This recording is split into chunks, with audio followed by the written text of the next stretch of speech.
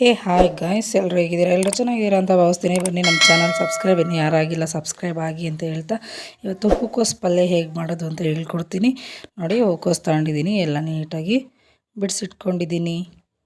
ಇದರಲ್ಲೆಲ್ಲ ಹುಳ ಇರುತ್ತೆ, ಈ ಥರ ಮಧ್ಯದಲ್ಲೆಲ್ಲ ನೋಡಿ, ಇದರಲ್ಲೆಲ್ಲ ಇರುತ್ತೆ ಹುಳ, ಕಾಣಿಸೋದಿಲ್ಲ. ನೀಟಾಗಿ ನೋಡಿ ಸೋಸ್ಕೋಬೇಕು ಇದನ್ನು. ನೋಡಿ, ಈ ಥರ ಎಲ್ಲ ಹೂವನ್ನು ಮಾತ್ರ ಕಿತ್ಕೊಂಡು ಇಟ್ಕೊಂಡಿದ್ದೀನಿ. ಎತ್ತಿ ನೀಟಾಗಿ ಸೋಸಿ. ಈಗ ಇದನ್ನು ಮಾಡಲಿಕ್ಕೆ ಮೊದಲಿಗೆ ಬಿಸಿನೀರು ಕಾಯಿಸ್ಕೋಬೇಕು. ಸೊ ಅದಕ್ಕೆ ನೀರು ಕಾಯಿಸೋಕ್ಕೆ ಇಡ್ತಾಯಿದ್ದೀನಿ. 2 ಲೋಟ ನೀರು ಹಾಕಿದ್ದೀನಿ.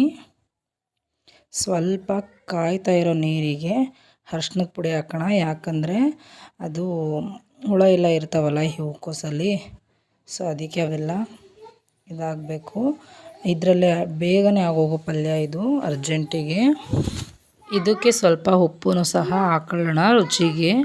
ನೋಡಿ, ಹೂಕೋಸೆಲ್ಲ ಹಾಕ್ತಾಯಿದ್ದೀನಿ ಎಲ್ಲ.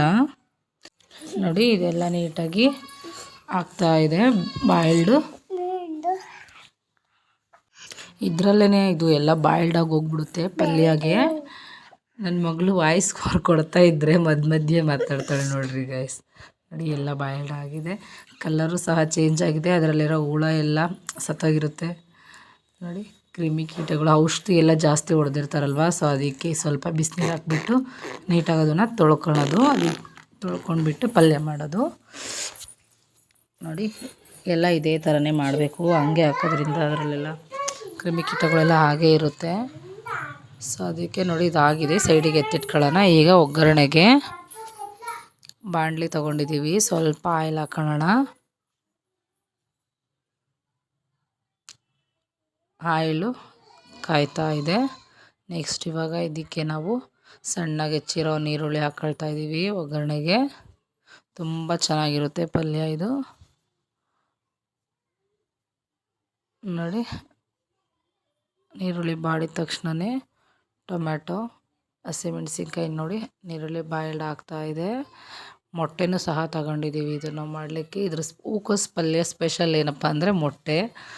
ನೋಡಿ, ಟೊಮ್ಯಾಟೊ ಹಾಕ್ತಾಯಿದ್ದೀನಿ ಒಗ್ಗರಣೆಗೆ.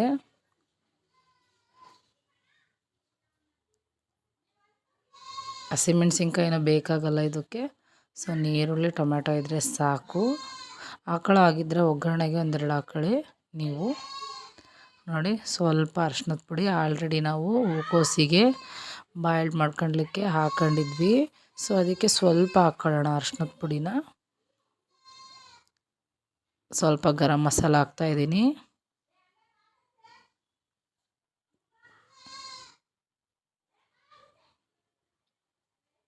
ಚೂರು ಖಾರದ ಪುಡಿ, ಒಂದು ಅರ್ಧ ಟೀ ಸ್ಪೂನಷ್ಟು ಹಾಕ್ತಾಯಿದ್ದೀನಿ. ನಿಮಗೆ ರುಚಿಗೆ ಎಷ್ಟು ಬೇಕೋ ಖಾರದ ಪುಡಿ ನೋಡಿಬಿಟ್ಟು ಹಾಕ್ಕೊಳ್ಳಿ.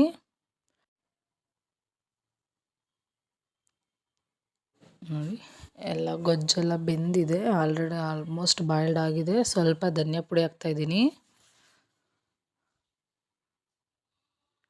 ಈಗ ಇದಕ್ಕೆ ನಾವು ಬಾಯ್ಲ್ಡ್ ಮಾಡ್ಕೊಂಡು ಇಟ್ಕೊಂಡಿದ್ವಲ್ಲ, ನೀರು ಸಪ್ರೇಟಾಗಿ ತೆಗೆದುಬಿಟ್ಟು ಈ ಹೂಕೋಸನ್ನ ಹಾಕೊಳ್ಳೋಣ ಇದಕ್ಕೆ.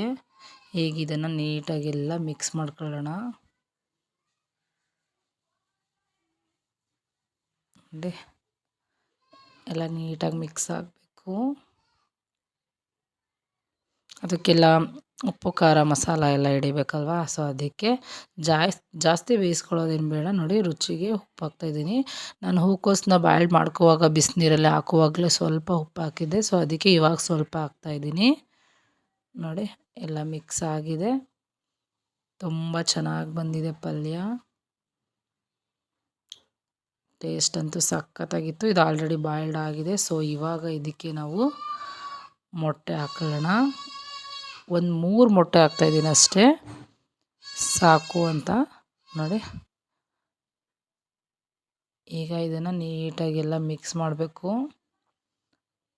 3 ಮೊಟ್ಟೆ. ನಿಮಗೆ ಬೇಕು ಅಂದರೆ ನೀವು ಎಕ್ಸ್ಟ್ರಾ ಹಾಕ್ಕೊಳ್ಳಿ. ಒಳ್ಳೆ ಟೇಸ್ಟ್ ಇರುತ್ತೆ, ಚೆನ್ನಾಗಿರುತ್ತೆ. ನೋಡಿ, ಎಲ್ಲ ನೀಟಾಗೆಲ್ಲ ಮಿಕ್ಸ್ ಆಗಬೇಕು.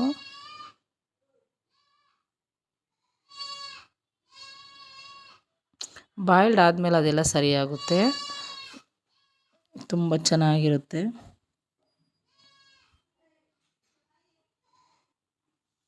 ಇದಕ್ಕೆ ಸ್ವಲ್ಪ ಈಗ ನೀರು ಸೇರಿಸ್ಕೊಳ್ತಾ ಇದ್ದೀವಿ. ಇನ್ನೊಂದು ಸ್ವಲ್ಪ ಬೇಯಬೇಕು. ಬ್ಯಾಕ್ಗ್ರೌಂಡ್ ವಾಯ್ಸಲ್ಲಿ ಮೇಕೆ ಅರಸ್ತಾ ಇದೆ, ಸೌಂಡ್ ಬರ್ತಾ ಇದೆ ಅಲ್ವಾ ಗೈಸ್.